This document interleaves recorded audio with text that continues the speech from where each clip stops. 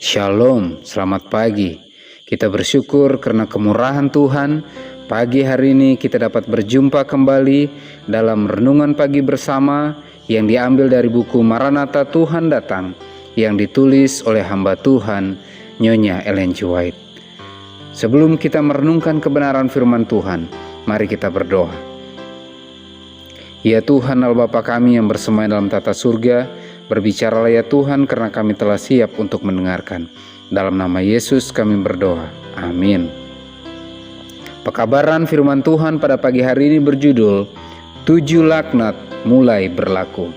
Ayat intinya diambil dari Wahyu 16 ayat yang pertama. Dan aku mendengar suara nyaring dari dalam bait suci berkata kepada ketujuh malaikat itu, pergilah dan tumpahkanlah ketujuh cawan murka Allah itu ke bumi. Keterangannya, ketika Kristus menghentikan upacaranya dalam bait suci, murka yang tidak bercampur, yang mengancam mereka yang menyembah binatang dan patungnya dan yang menerima tandanya, Wahyu 14 ayat 9 dan 10, akan dicurahkan. Laknat terhadap Mesir ketika Allah hendak melepaskan Israel sama sifatnya dengan penghukuman mengerikan yang lebih meluas akan berlaku di atas dunia sebelum kelepasan terakhir umat Allah. Dalam melukiskan bencana-bencana yang dahsyat tersebut, sang pewahyu berkata, maka timbullah bisul yang jahat dan yang berbahaya kepada semua orang yang memakai tanda dari binatang itu dan yang menyembah patungnya. Laut menjadi seperti darah orang mati, dan matilah segala yang bernyawa yang hidup di dalam laut. Dan sungai-sungai dan mata-mata air menjadi darah. Dengan penghukuman yang mengerikan seperti inilah keadilan Allah dipertahankan sepenuhnya. Malaikat Allah memaklumkan, adil engkau yang kudus yang telah menjatuhkan hukuman ini. Karena mereka telah menumpahkan darah orang-orang kudus dan para nabi, engkau juga telah memberi mereka minum darah.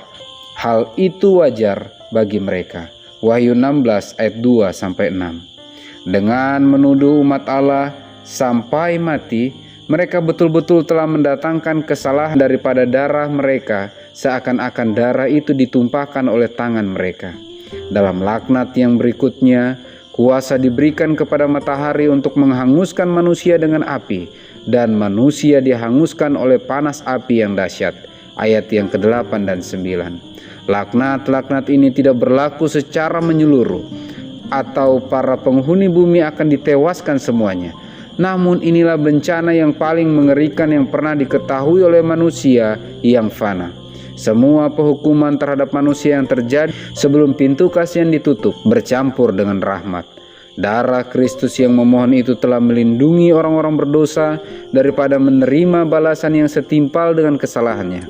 Tetapi pada penghukuman terakhir, murka dicurahkan tidak lagi bercampur dengan rahmat. Datangnya murka Allah segera akan berlaku, dan ketika ia mulai menghukum orang-orang durhaka, maka tidak ada waktu istirahat lagi sampai akhirnya. Badai murka Allah sedang berhimpun, dan yang akan tahan hanyalah mereka yang menyucikan diri melalui kebenaran di dalam kasih Allah. Mereka akan bersembunyi dengan Kristus di dalam Allah sampai kebinasan itu berlalu.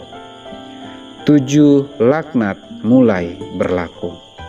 Kabaran firman Tuhan pada pagi hari ini mengingatkan kita bahwa apabila telah selesai pekerjaan Kristus dalam bait suci yang di sorga, maka Allah akan memerintahkan kepada ketujuh malaikat itu untuk menumpahkan ketujuh cawan murka Allah ke dunia ini. Dan ketika itu terjadi, hanya umat Tuhan yang setialah, hanya umat Tuhan yang terus berhimpun dan bertahan dalam penyucian diri melalui kebenaran dalam kasih Allah yang akan terlepas dari ketujuh laknat itu dan siap menyambut kedatangan Yesus yang kedua kali. Pagi hari ini panggilan diberikan kepada kita. Mari datang lebih dekat kepada Tuhan sebelum pintu kasihan itu tertutup. Sebelum tidak ada lagi kesempatan bagi kita untuk datang lebih dekat kepada Tuhan.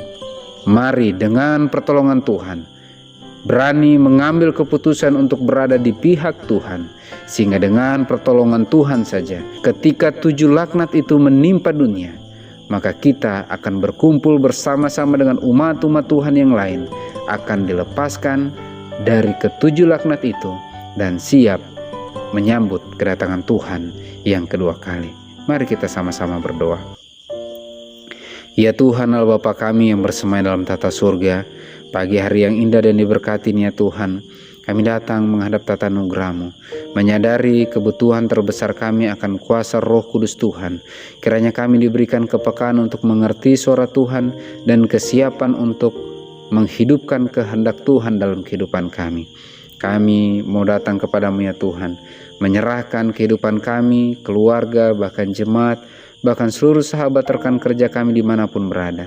Bantu kami untuk lebih bergantung sepenuhnya dan memilih berada di pihak Tuhan sepanjang pintu kasihan masih terbuka. Ya Tuhan, diberkatilah seluruh umat-umat Tuhan dengan kesehatan, kekuatan. Diberikanlah murah-murah rezeki dari sorga, sehingga dengan pertolongan Tuhan, setiap berkat yang Kau titipkan, sepanjang masih ada kesempatan, kami akan gunakan semaksimal mungkin dalam pelayanan pekerjaan Tuhan, menjadi berkat bagi sesama, kemuliaan hormat bagi nama-Mu. Persiapkan kami menerima roh hujan akhir, dan kiranya materai Allah yang hidup menjadi bagian kehidupan kami. Terpujilah Engkau ya Tuhan, dalam nama Yesus kami berdoa. Amin. Maranatha, Tuhan datang. Tuhan Yesus memberkati.